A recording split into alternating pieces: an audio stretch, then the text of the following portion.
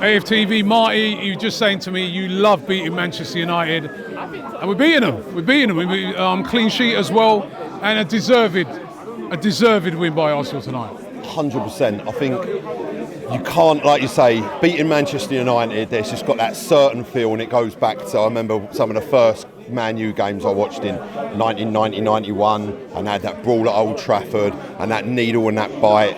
And to be honest, I just didn't see that from this Manchester United side. And I'll tell you what, Ruben Amorim has got a serious job on his hands, because that team is lacklustre. They're a mess. They're disjointed. And when you look at who you've got on the bench, I mean, look, I think Rashford's a top player that can do a job at any club, and it's getting the best out of him. He's got nothing really come on. But he was useless. He was ineffective. He's played in slightly the wrong position. He's got the wrong players around him.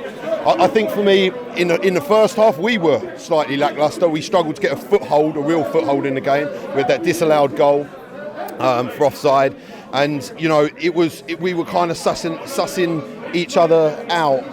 And I think in hindsight we could have really gone for them and really put them to the sword in the first half. But look, we set out in a way that was cautious, which quite rightly so. I mean, they stuck 4 past Everton at the weekend. So in the Premier League, especially Manchester United, you can't take anyone for granted, and you can't think you're going to roll over anyone. And I like the approach. We definitely in the first half, it showed for me how much we missed Gabriel and how much we missed Ben White on the right and Timber on the left, or Calafiori through the link-up play through midfield, that transitional ball from defence through midfield. Odegaard played well, but I think Rice and Partey struggled without that assistance to really push United and really, create some real clear-cut chances, which is what we saw in the second half. And, in the second half, I loved it. We came out. And this set piece thing, I think that's 7 set pieces we've scored now, which is the highest in the Premier League. And what I find funny is all these teams, they come out and set up zonal against us. And I'm not going to, look, I can see what you kind of have to do to stop it. I mean, I'm not going to say, but they set up zonal, and you can also see on the defending players the fear and the worry of these balls that come in. I mean, Declan Rice put a couple in, and Onana, I mean, he was like Flip of the Dolphin, flapping around at everything.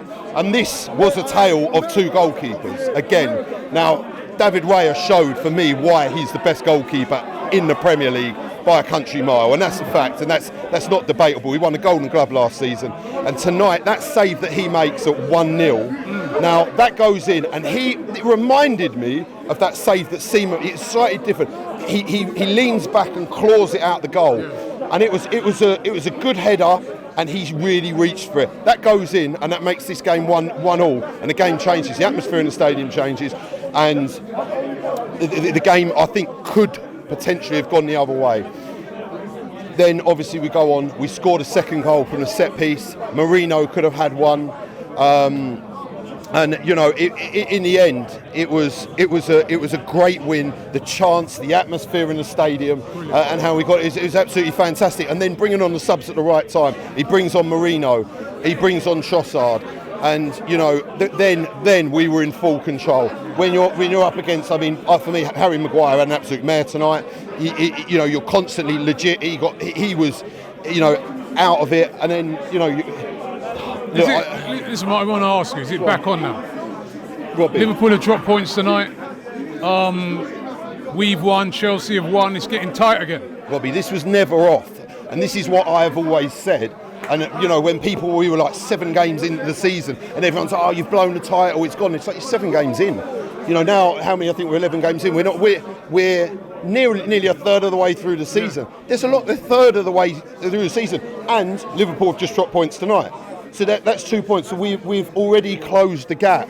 Now that goes on over a period. Don't forget, you've got this congested fixture pile up at Christmas. You've got Champions League. You've got FA Cup coming in January. You've got Carabao Cup. You've got a lot of games. You've got Premier League games being at play. Sort of lightning pace, back-to-back fixtures. And of course, teams are going to drop points. Premier Leagues are not won in October, November, or December. Premier Leagues are won in March, April, May. That is statistically and categorically how they're won. Can we catch Liverpool? Of course we can. Would this be the first time? Will we? I generally look. This isn't because I'm a deluded Arsenal fan. I've seen it before.